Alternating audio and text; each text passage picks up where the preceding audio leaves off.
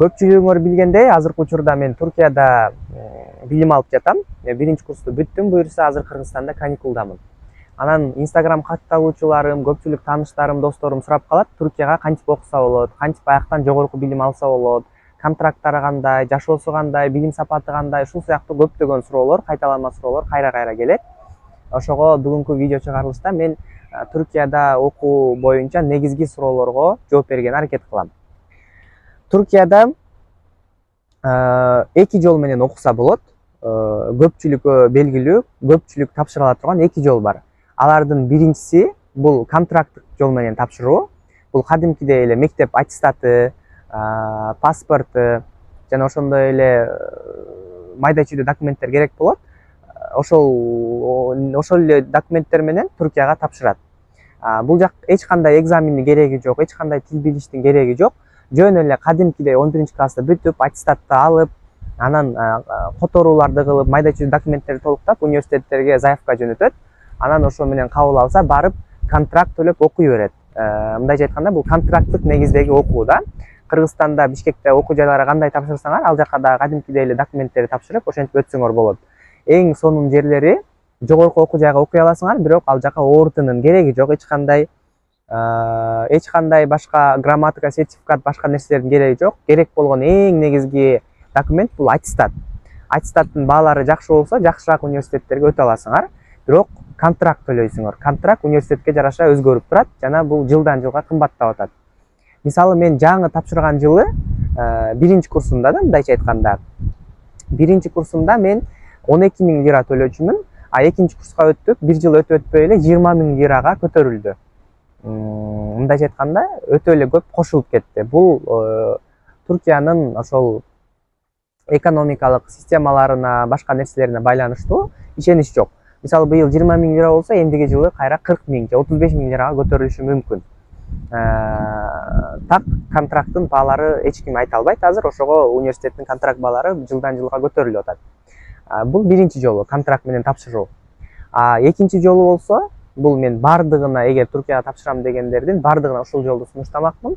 Бул Туркия бурсалары деген стипендиялык программага тапшыруу. Туркия бурсалары деген стипендиялык программа бул жатакананы, окуунун баасын, контрактты, кыскасы бардык нерсени камсыздап бере алат. Ошондой эле медициналык камсыздоо, кыскасы Туркияга окууга керектелүүчү бардык каражаттарыңды төлөп берет. Сенин чөнтөгүңдөн бир сом акча кетпейт. Бул үчүн эмнелер маанилүү? Бул стипендиялык программага баарын эле ала бербейт. Жыл сайын Кыргызстандан саналуу гана окуучуларды тандап алат. Эң маанилүү факторлордун бири бул башка стипендиялык программалардай эле сенин жетишкендиктериң көп болуш керек. Мындайча айтканда, волонтерлуктан алган сертификаттарың болуш керек, ар кандай олимпиадаларга, конкурстарга катышкан сертификат, грамоталарың көп болушу керек. Анан мотивациялык кат деп коет. Мотивациялык каттың күчтүү болуш керек. Күчтүү мотивациялык кат, сунуштама кат деген болот, аларың дагы күчтүү болуш керек. Мындайча айтканда, белгилүү бир документтердин тизмеси бар. Ошолорду толтуруп, ошолорду тапшырасың. Анан эгер кабыл алынсаң, биринчи турдан өтөсүң. Анан экинчи турга чакырат, анан үчүнчү турга чакырат. Мындайча айтканда, бул стипендияны утуп алуу, бул стипендия менен тапшыруу жеңил эмес. Бирок жакшылап аракет кылсаңар, бул стипендияны жеңип алуу толук мүмкүнчүлүгүңөр бар. Колуңардан келсе, ушул стипендиялык программаны жакшылап изилдеп, жакшылап көрүп, ушул стипендиялык программа менен тапшырууну сунуштайм.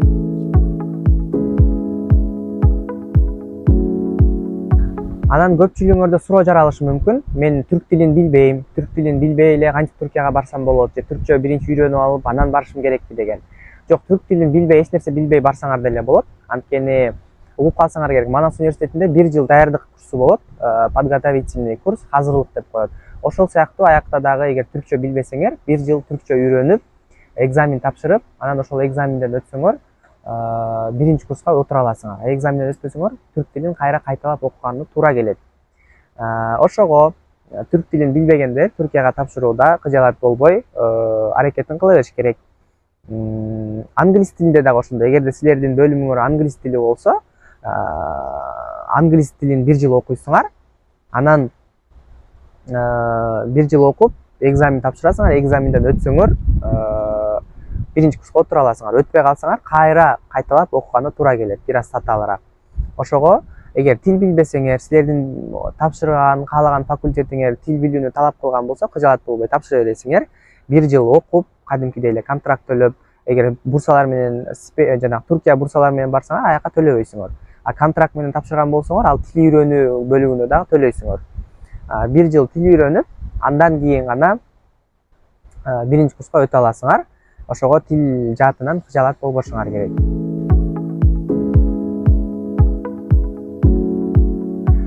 Андан кийинки суроолор жатаканалар боюнча, же жашаган жер, тамак аш, ал жактын баалары тууралуу. Жатакана ар кандай, жатакананын баалары ар кандай.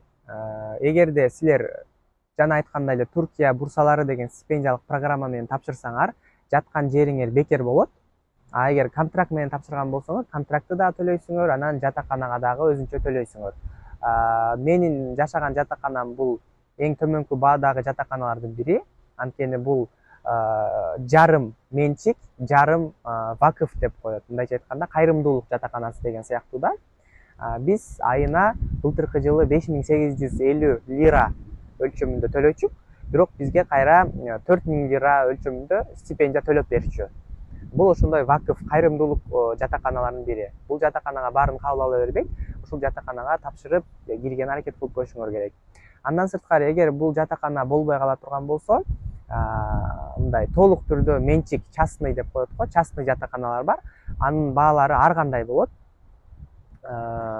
8000 лирадан баштап 10 000, 15 000 лирага чейин көтөрүлөт. Бул сиздин жашаган шаарыңызга жана ал жатакананын жайгашкан жери шарттарына байланыштуу ар кандай болуп өзгөрөт да. Ошондой тамак ашы ичинде болот бирок. Андан сырткары квартира арендага алып жашайм десеңер дагы болот, бирок булардын баасы дагы ар кандай. Жашаган шаарга, жашаган жериңерге, ал жатакана, ал квартиранын жайгашкан жерине байланыштуу баалары көтөрүлөт. Кыргызстандагыдай эле да, мисалы. Анан орточо дей турган болсоңор, былтыр мен Измирде таныш байкелерим 4 бөлмөлүү квартира арендага алып жашашчу. Анан алар адашпасам 16 000 лира төлөчү бир айга. 16 000 лираны бөлүп төлөчү. Ошондой. Университетке жакын, жолдун боюнда, центрде жайгашкан болчу. Шарттары дагы орточо, өтө жаман эмес. Орточо шарттагы жатакана 4 бөлмөлүгө 16 000 төлөшчү. Анан тамак аштын баалары тууралуу айта келе турган болсом, тамак аштын баалары бул дагы шаарга карап өзгөрөт, жашаган шаарыңарга жараша. Измирде мисалы тамак аштын баалары Кыргызстанда Бишкектегидей эле. Азыр эле көтөрүп кетпесе билбейм, бирок жана башында айткандай, Туркияда мындай тынбай эле кымбаттоо, инфляция жүрүп атат. Ошого мындай так бир нерсени айтыш кыйын. Бирок мен окуп жаткан убакта тамак аштын баалары Кыргызстанда Бишкектин эле бааларындай болчу. Ошол эле фруктулар, жер жемиштер, мөмө жемиштер Кыргызстанга караганда өтө эле арзан. Анан башка тамак аштар, мисалы күрүч, макарон, негизи күнүмдүк турмушка керектелүүчү тамак аштардын, азык-түлүктөрдүн бааларынын баары Кыргызстандыкы менен эле бирдей. Ал жактан кыжаат болбосоңор болот.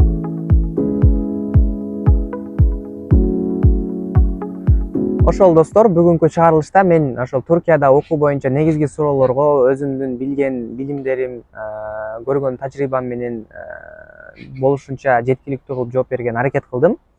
Дагы кошумча суроолоруңар болсо, мен Instagram баракчама жазып сурасаңар болот.